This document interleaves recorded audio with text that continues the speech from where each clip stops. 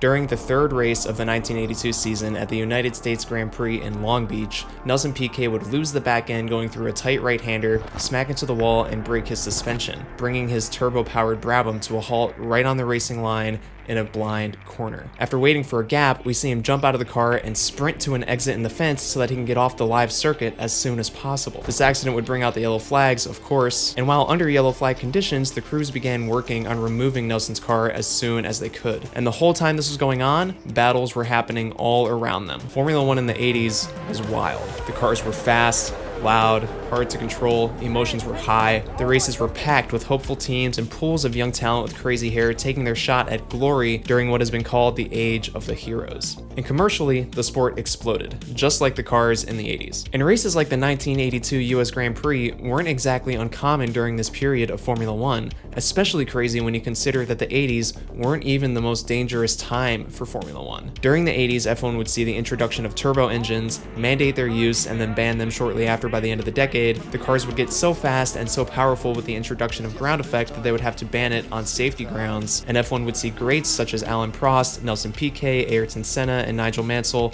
duking it out for their chance at the title. The kings of the 80s, I guess, what a lot of people would call the most competitive field in Formula One. The 80s were also a time when rules and regulations hadn't really caught up with the scale of the sport or the performance of the cars at the time. For example, this was a period before the pit limiter was introduced, the pit lane speed limit, which wasn't introduced until 1994. Before this, pit stops were terrifying. Mechanics would loiter outside their garages in t-shirts and shorts, smoking cigarettes while the cars literally peel in and out of the pit lane at speeds well over 100 miles an hour. And as somebody who obviously has only watched Formula One in the modern era, the pit stops are really something to see. Drivers would veer into the pit lane and upshift on the way to their garage, past hundreds of people just hanging around because this was also before a rule was introduced to prohibit pit crews from leaving their garage unless they were performing a stop, which also wouldn't be until 1994. It's absolute madness. Pit stops took a long time, they were loud, fast, and terrifying. And don't worry, because on track, it wasn't any better. This was the tail end of the if he dies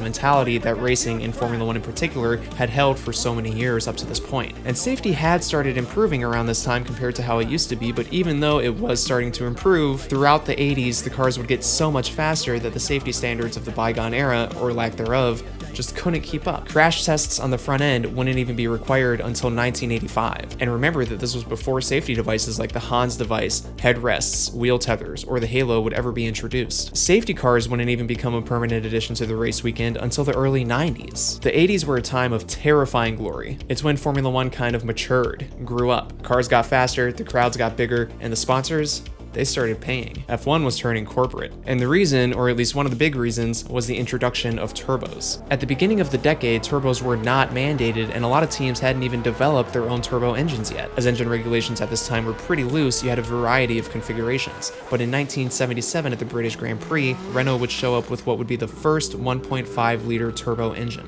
It was so unreliable that Renault wouldn't finish a single race in the 1978 season. But in 1979, once Renault had sorted out the reliability, they were regularly winning races. And almost immediately, the grid was starting to realize that the naturally aspirated engines that had ruled the 70s and before just couldn't keep up with these new forced induction beasts. And it honestly wasn't even close, and although naturally aspirated Cosworth V8s would power 2 Williams and 1 Brabham to world titles in 1980, 81, and 82, from 1983 on, it was all about the turbos. And after mid-race refueling would be introduced for the first time in the sport's history because the gas-guzzling turbo motors just couldn't make it a whole race on one tank of fuel, the teams would go all out on making all the power, all the time, no matter the cost. There were rumors that Nelson Piquet's turbo Brabham BT52 was making over 1,400 horsepower in 1983, a 4-cylinder turbo, making that much power in a car that weighed half as much as a Fiat. And in the early 80s, we also had a thing called ground effect. Cars like the Lotus 78 would be the first to take advantage of ground effect in F1, and 1 year later in 1978, the Lotus 79, I know the names don't match up with the year, it's confusing, the ground effect Lotus would lead Mario Andretti to his first title. And in case you don't know, ground effect basically turns the entire underside of a car into one giant wing, sucking the car to the floor as the air rushes beneath it. And ground effect was so powerful that in the early 80s, the teams couldn't ignore it. This means that with the introduction of turbos and ground effect, you had cars that were making what basically turned out to be unlimited power with unlimited downforce, both in a very fickle, unreliable, and unpredictable way. The cars were very hard to control. and it showed. At the Belgium Grand Prix in 1982, the Ferrari 126C2 would take the life of Gilles Villeneuve during a terrifying accident in qualifying, one that would show the Ferrari skidding across the track and then throwing Villeneuve's body into the sand. And this unfortunately wouldn't be the only fatality that Formula One would have in 1982. Riccardo Paleti, driving for Osella, was killed at the start of the Canadian Grand Prix that same year after he was coming through from the back of the grid, while unaware that Didier Pironi in the Ferrari had stalled up at the front. And Pironi would also suffer severe leg injuries from an accident later that same year, which would put an early end to his racing career. He would then go on to die tragically in a boat racing accident just a few years later. There were also 2 other fatalities during this decade. Patrick Depailler would lose his life at Hockenheim in 1980, and Elio De Angelis would suffer the same fate at Paul Ricard in 1986, and the scenes from these accidents are all just awful, particularly Villeneuve's accident. I'm not going to show it here, you can find it if you want.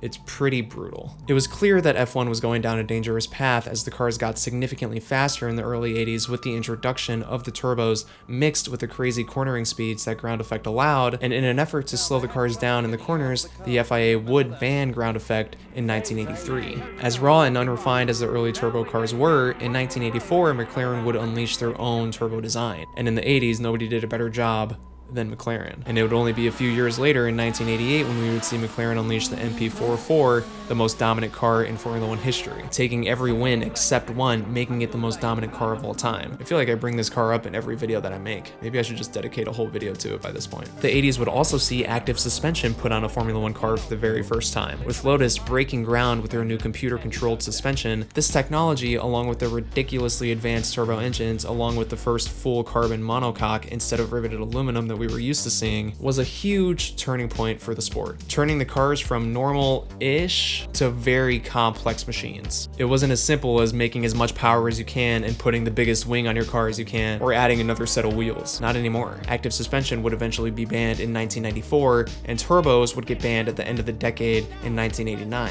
leaving fans with a naturally aspirated 3.5-liter formula. And a lot of the reasoning for banning the turbos was the viciously expensive nature of the turbo engines that Formula One teams were running throughout the decade. It was during this period, and because of turbo engines, that Formula One became such a big money sport. In order to keep up with the rapid development that the cars were seeing throughout this period, the teams had to dig deep into their sponsors' pockets. And the sponsors, they started paying. And as a result of the massive influx of cash that the sport saw just to be able to develop these turbo engines, the cars got ludicrously fast and powerful. And this was, for the most part, the end of teams having their own individual identity. They all became the image of their corporate sponsors, and everything just became kind of a lot more real. And in my opinion, F1 in the 80s was really just a trial or maybe a taste of what was to come. Teams and manufacturers alike pushed past the limit in terms of power and safety, all in the name of coming out on top. And at the end of the day, the cars just got too fast and powerful for their own good. And the 80s were as close as you can get to the raw feel of racing in the old days to the cutting edge development and performance of the modern age in one. And that's why I think that the 1980s will always be a particularly interesting period for the sport. The age of the heroes, the age of the turbos, the age of mayhem, all in the name of performance.